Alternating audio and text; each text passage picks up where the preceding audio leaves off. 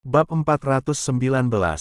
Memotivasi. Lin Hai menunggu di sekitar galangan pembuatan kapal, menanti sesuatu yang sudah ia perkirakan sejak lama.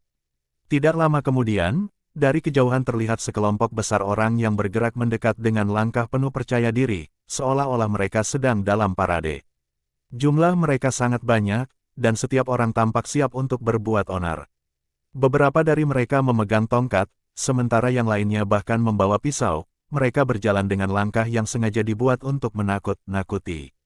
Penampilan mereka sungguh mengesankan, sangat intimidasi, cukup untuk membuat orang biasa yang melihatnya merasa gentar hingga lutut mereka lemas. Zhuang Kangcheng, seorang pemimpin yang disegani di kalangan para preman lokal, juga turun dari kereta kudanya. Ia tidak datang sendiri, melainkan dengan sekelompok besar anak buahnya, siap untuk mengepung galangan pembuatan kapal itu. Mereka datang untuk mencari masalah.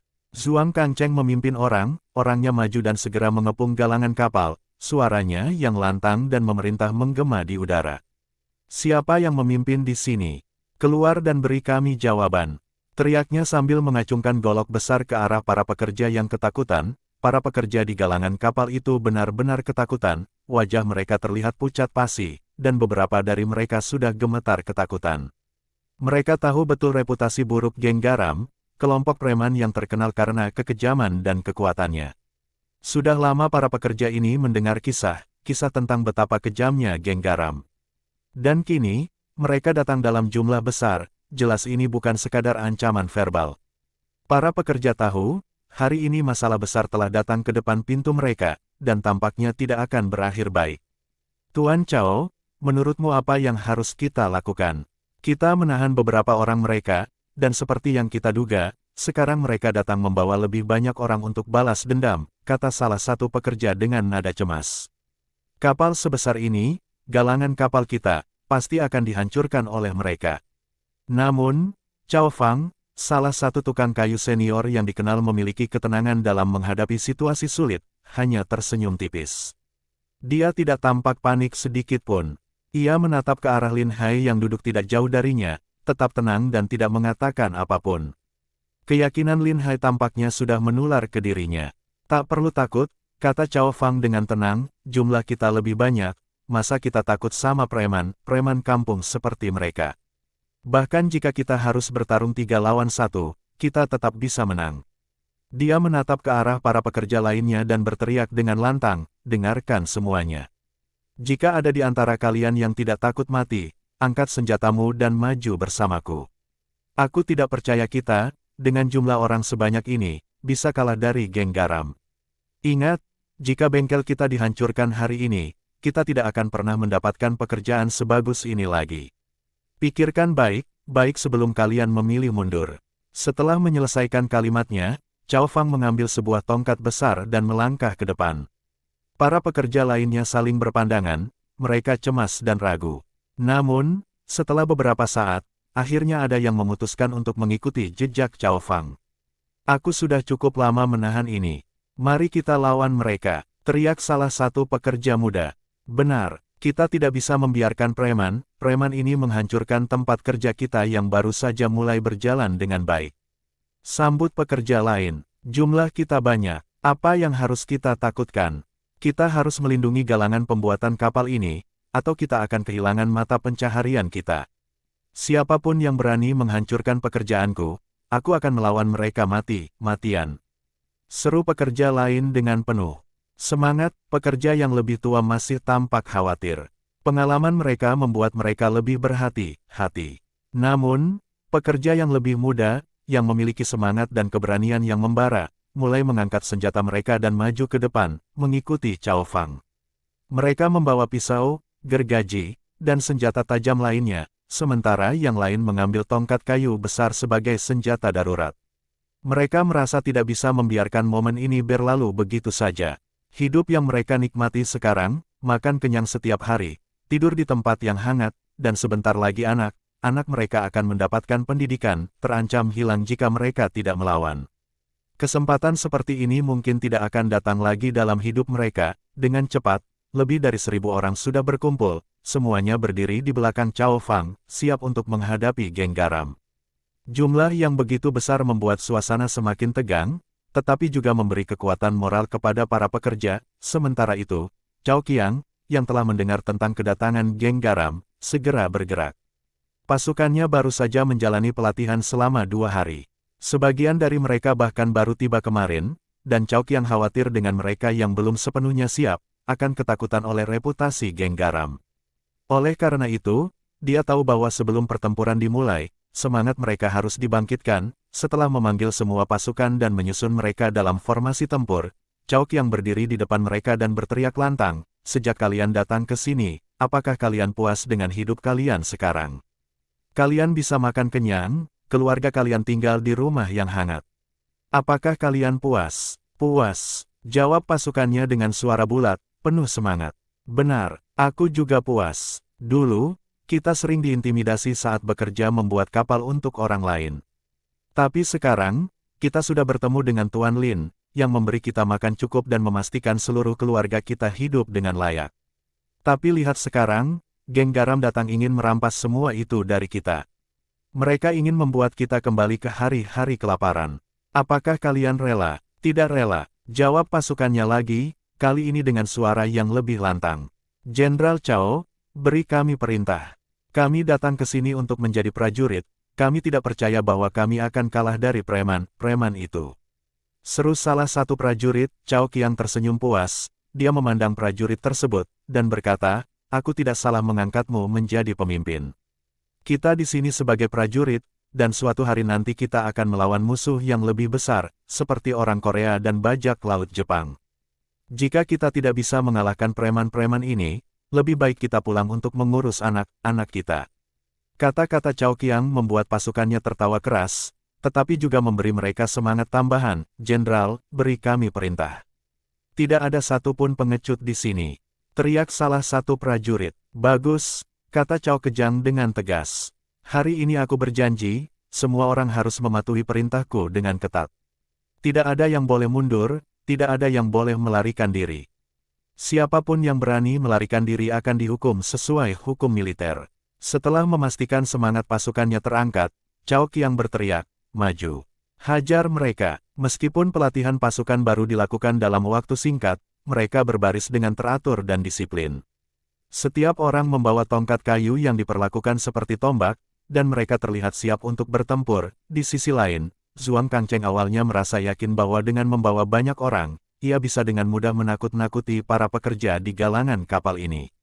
Namun, ketika ia melihat ribuan orang berkumpul dalam satu suara, dia mulai merasa ragu.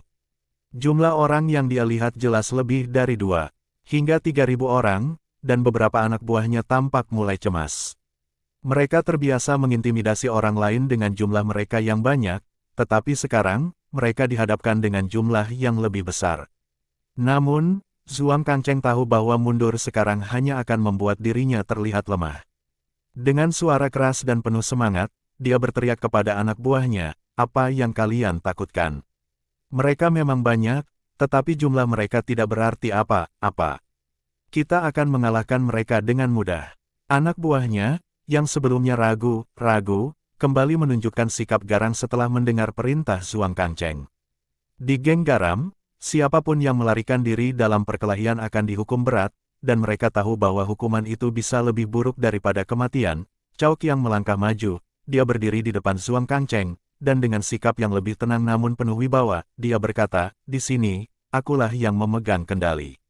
Apa maumu? Cepat katakan." Zhuang Kangcheng menatap Cao Qiang dengan kebingungan, lalu melihat Cao Fang. Akhirnya dia mengenali mereka. "Aku pikir siapa yang begitu sombong, ternyata keluarga Cao. Sebelumnya kalian tidak mau membayar pajak kepada geng garam, bukankah kalian sudah pergi ke luar daerah? Sekarang kalian kembali lagi untuk mulai membuat kapal, bahkan tanpa memberi kabar. Apa ini berarti kalian sudah semakin kuat dan tidak memandang geng garam lagi? Kalian geng garam suka menindas rakyat, sudah seharusnya kalian dimusnahkan. Kalau tidak ingin cari masalah, cepat pergi," ujar Cao Qiang tanpa memberi rasa hormat sedikitpun. Lin Hai sedang melihat dari kejauhan. Jika dia tidak bisa menghadapi orang dari geng garam ini, maka dia tak perlu menjadi pemimpin lagi. "Zhuang Kangcheng, aku tahu kamu sangat berpengaruh di sini. Kami membangun kapal di sini sebagai bisnis yang sah. Jika kamu datang untuk membuat kekacauan, kami tidak akan takut padamu. Kata Cao Fang dengan nada dingin. Kalian berani bilang ini bisnis yang sah. Kalian menangkap anak buahku dan memaksa mereka menjadi pekerja paksa. Apa kalian pikir aku tidak tahu? Ketua geng garam berteriak marah. Itu memang pantas untuk mereka. Berani datang meminta uang dari kami, padahal kami tidak punya utang pada kalian. Memberi mereka pelajaran kecil adalah untuk kebaikan mereka. Tidak semua rakyat bisa kalian tindas seenaknya. Derajat, jawab Cao Fang dengan nada tegas.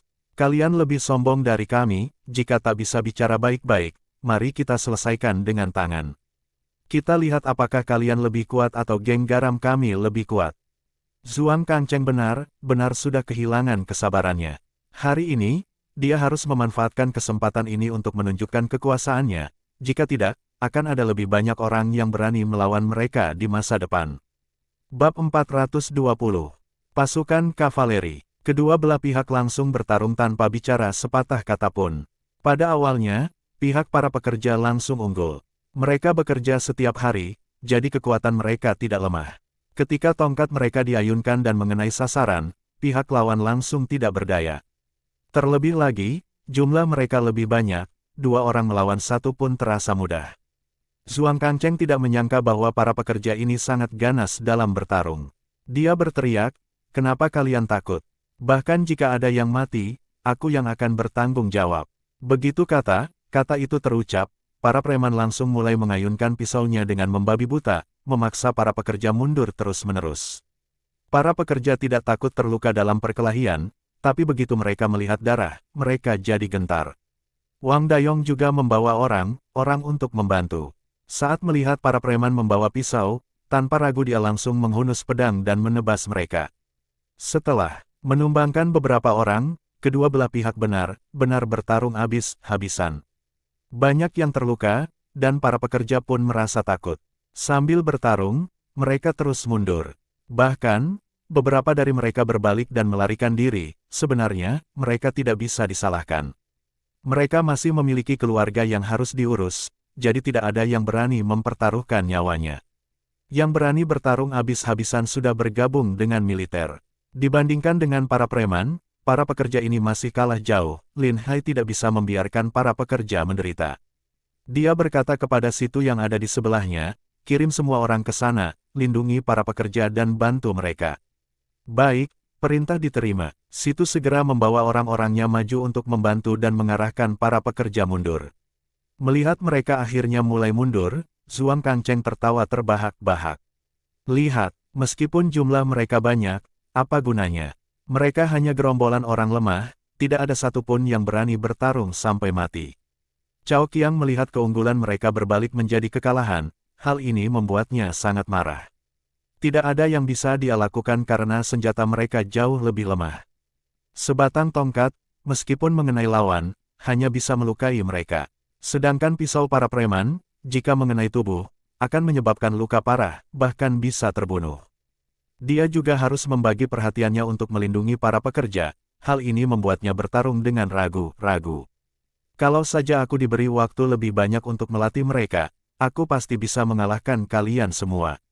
Saudara, bertahanlah. Kita tidak boleh kehilangan muka. Cao Qiang berteriak dengan lantang untuk meningkatkan semangat anak buahnya.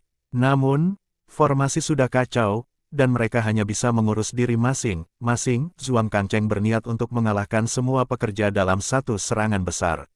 Ada ribuan pekerja di sini, jika dia bisa memeras 1 atau 2 keping perak dari setiap orang, maka dia bisa mendapatkan ribuan keping perak.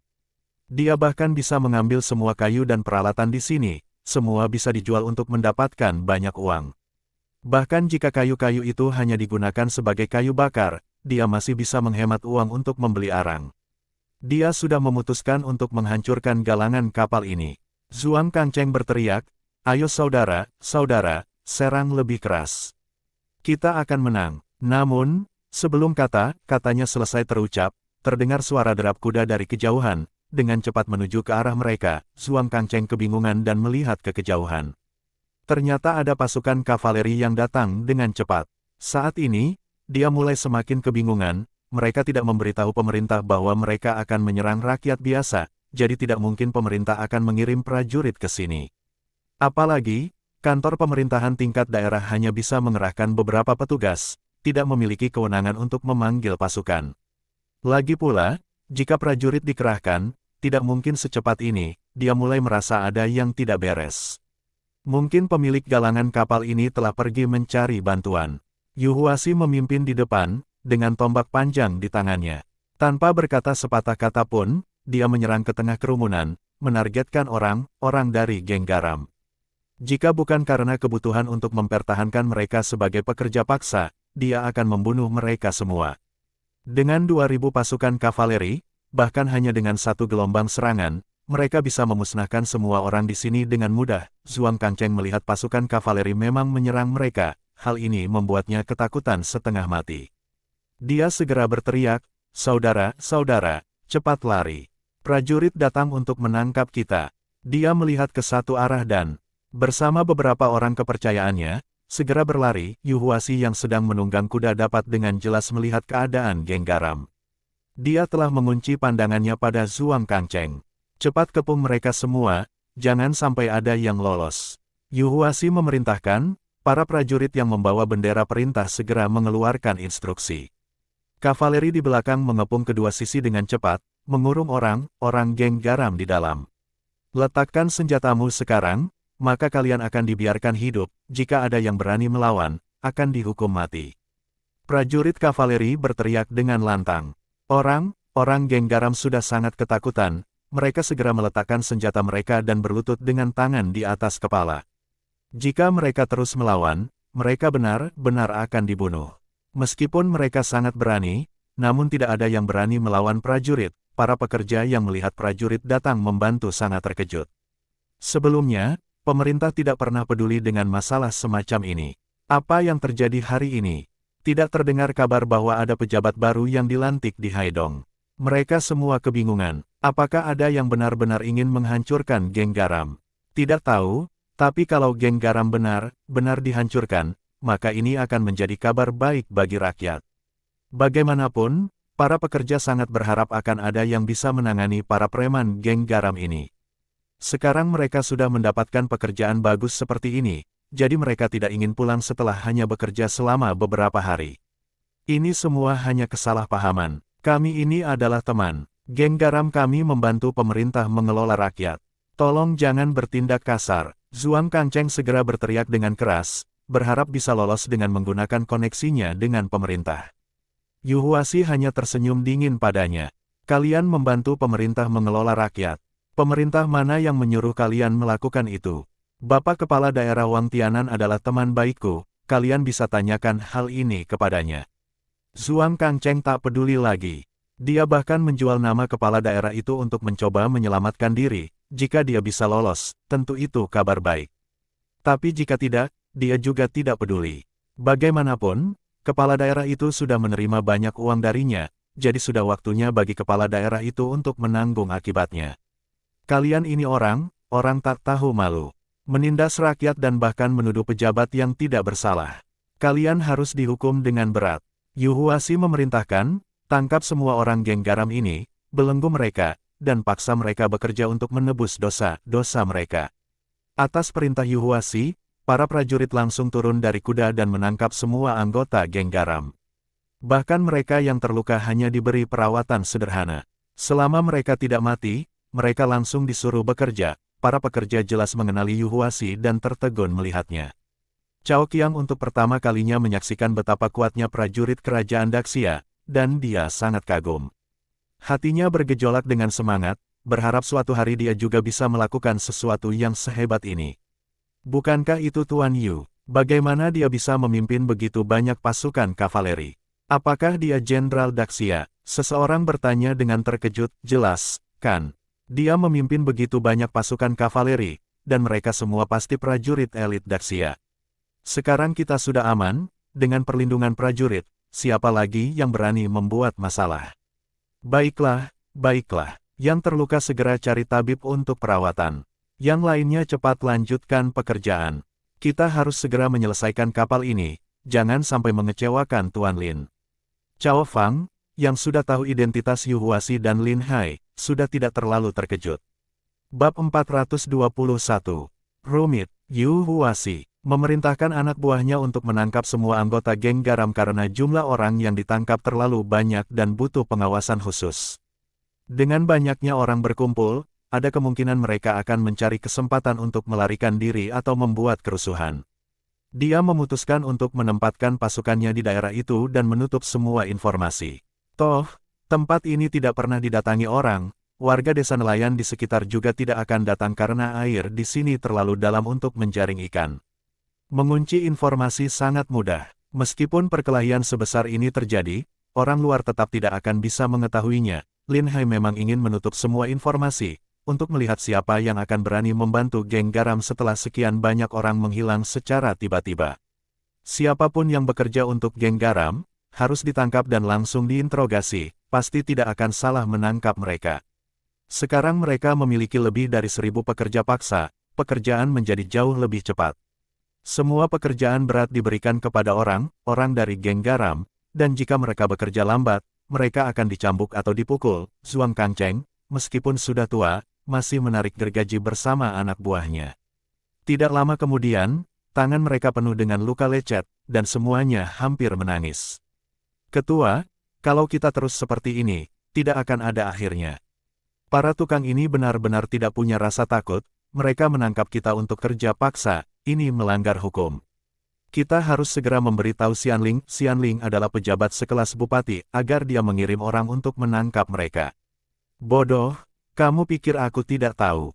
Kamu tidak lihat orang yang menangkap kita adalah prajurit kavaleri. Orang ini sangat kuat, pasti mereka adalah pasukan elit dinasti Xia. Aku sungguh tidak mengerti dari mana asal mereka dan mengapa mereka melawan geng garam kita. Menurutku, bukan hanya Xianling yang tidak bisa menyelamatkan kita, bahkan Zhongdu adalah pejabat daerah sekelas gubernur pun tidak akan bisa. Orang ini pasti orang yang luar biasa. Mungkin mereka adalah pejabat besar dari ibu kota. Orang lain tidak tahu apa yang terjadi, tapi Zhuang Kangcheng yang berpengalaman menyadari bahwa kapal yang dibangun oleh para tukang ini jelas bukan kapal nelayan biasa. Kemungkinan besar ini adalah kapal perang yang dibuat untuk istana. Jika benar mereka adalah orang yang dikirim dari ibu kota, maka kali ini dia benar-benar telah menabrak tembok yang sangat keras. Merampok tukang yang disewa oleh istana adalah jalan menuju kematian. Semakin Zhuang Kangcheng memikirkan hal ini, dia semakin menyesal. Bagaimana bisa dia begitu ceroboh, datang mencari masalah tanpa menyelidiki dulu. Tapi dia juga tidak bisa menyalahkan orang lain. Ketua sebelumnya sudah memperingatkannya, tapi mereka sudah terbiasa berkuasa di daerah ini. Selain itu, tidak ada pemberitahuan dari pihak pemerintah, jadi mereka tidak tahu bahwa ada orang yang begitu kuat di Haidong. Jika dia tahu sebelumnya, meskipun diberi 10 nyali, dia tidak akan berani membuat masalah di sini, tapi sekarang sudah terlambat untuk menyesal. Mereka semua sudah ditangkap untuk kerja paksa, setidaknya mereka masih bisa hidup. Mungkin suatu hari nanti mereka akan diselidiki atas kejahatan masa lalu mereka, dan semuanya akan dihukum mati. Anak buahnya mungkin hanya akan dihukum, tapi sebagai ketua geng garam, semua kejahatannya sangat jelas. Bahkan jika dia dipenggal 100 kali pun, itu masih tidak akan cukup. Satu-satunya cara adalah menemukan pejabat tertinggi di sini dan menggunakan uang yang dia kumpulkan selama ini untuk menyelamatkan nyawanya. Zhuang Kangcheng percaya dengan kekuatan uang. Selama uang yang dia tawarkan cukup banyak, pasti nyawanya bisa diselamatkan. Tidak ada pejabat yang tidak suka uang. Berpikir demikian, dia meletakkan gergajinya dan berkata kepada pengawal di sampingnya, "Aku ingin pergi buang air kecil." "Baik, ikut aku." Derajat meskipun mereka dijadikan pekerja paksa, mereka tetap tidak dibiarkan menahan kencing. Namun, jika ingin pergi ke toilet, mereka harus dikawal oleh pengawal. Zhuang Kangcheng menyeret rantai ke pintu toilet dengan lambat. Pengawal yang sangat waspada, dengan tangan di gagang pedangnya, siap untuk menebasnya kapan saja. Dia menatap dingin Zhuang Kangcheng dan berkata, "Bukankah kamu bilang mau buang air kecil? Cepat lakukan." Zhuang Kangcheng sangat terkejut. Jika terjadi kesalahpahaman dan dia ditebas, itu akan sangat menyedihkan. Bahkan jika dia ingin melarikan diri, dia tidak punya nyali sebesar itu. Ada terlalu banyak orang di luar yang menjaga mereka, tidak mungkin bisa melarikan diri. Dia mengeluarkan sebatang emas dari sakunya dan berkata dengan senyum sopan, "Tuan prajurit, jangan salah paham. Memang benar aku ingin buang air kecil, tapi aku ingin bertanya sesuatu. Ini sedikit tanda hormat, silakan gunakan untuk minum teh. Pengawal itu tidak mengambil uangnya, dia tetap waspada dan terus menatap Zhuang Kangcheng. Lin Hai telah melatih mereka secara khusus. Banyak orang yang mencoba berbagai cara untuk menyuap pengawal, lalu membunuh mereka ketika lengah. Mengambil keuntungan kecil bisa berakhir dengan kehilangan nyawa. Sebagai pasukan elit dari prajurit utara, mereka selalu ingat dengan ajaran Lin Hai. Apalagi pengawal tahu bahwa Zhuang Kangcheng adalah ketua geng garam, orang seperti itu pasti punya keterampilan, jika dia benar-benar ingin menyerang, mungkin saja dia berhasil, jangan main, sebaiknya cepat buang air kecil atau kembali bekerja. Jika kamu omong kosong terus, jangan salahkan aku kalau aku mencambukmu, pengawal itu menegur dengan keras. Pelankan suaramu, aku hanya mau bertanya sesuatu. Aku ingin tahu siapa kalian, mengapa kalian mengincar geng garam kami. Setidaknya beritahu aku siapa yang mengincar kami. Zhuang Kangcheng berkata dengan wajah pahit. Sudah ditangkap untuk kerja paksa, tapi dia bahkan tidak tahu siapa yang menangkapnya. Baiklah aku akan memberitahumu. Tuan kami adalah Laksamana Angkatan Laut yang baru diangkat, dan yang menangkap kalian adalah Jenderal Prajurit Utara dari dinasti Xia. Mendengar kedua gelar itu, Zhuang Kangcheng terkejut sampai mulutnya ternganga lebar. Dia tidak pernah menyangka bahwa sebagai ketua geng garam kecil, dia telah menyinggung orang yang begitu berkuasa. Hatinya semakin tenggelam, merasa bahwa dirinya pasti akan mati. Apa, Laksamana Angkatan Laut, dinasti Xia kita tidak punya angkatan laut lagi, bagaimana bisa ada jabatan seperti itu? Zhuang Kangcheng sangat kebingungan, dia sangat paham situasi dinasti Xia saat ini. Pemerintah pusat sudah kehilangan banyak kendali atas pejabat lokal, dan persaingan kekuasaan di istana sangat sengit. Banyak pejabat yang berpihak, bahkan Xianling kecil sekalipun memiliki koneksi di istana. Mereka harus mengirimkan hadiah uang untuk mempertahankan posisi mereka. Inilah yang membuat pejabat-pejabat lokal menjadi sangat korup. Pemerintah sudah dalam keadaan seperti ini, bagaimana mungkin mereka bisa membangun angkatan laut? Ini seperti cerita dongeng. Kamu tahu apa? Bukankah mereka sedang membangun kapal perang? Begitu kapal itu selesai, angkatan laut juga akan terbentuk. Zhuang Kangcheng berpikir cepat, mengingat pejabat istana sangat korup, satu-satunya cara untuk menyelamatkan nyawanya adalah dengan menggunakan uang. Perdagangan garam ilegal sangat menguntungkan, dan dia telah mengumpulkan banyak uang selama bertahun-tahun. Selama dia bisa menyelamatkan nyawanya, bahkan jika mungkin mendapatkan perlindungan dari Laksamana Angkatan Laut ini, dia bisa semakin berkuasa di daerah ini. Semakin dia memikirkannya, semakin yakin dia bahwa itu sangat memungkinkan. Dia bahkan mulai tersenyum. Pengawal yang melihatnya berpikir, orang ini pasti sudah gila, bagaimana bisa dia tersenyum dalam situasi seperti ini? Tuan, bisakah kamu membawaku menemui Laksamana? Aku punya hal yang sangat penting untuk disampaikan. Jika kamu bisa membawaku menemuinya, semua uang ini milikmu. Zhuang Kangcheng mengeluarkan semua uang yang dia miliki. Sebagian besar adalah batangan emas yang bisa ditukar dengan beberapa puluh tael perak.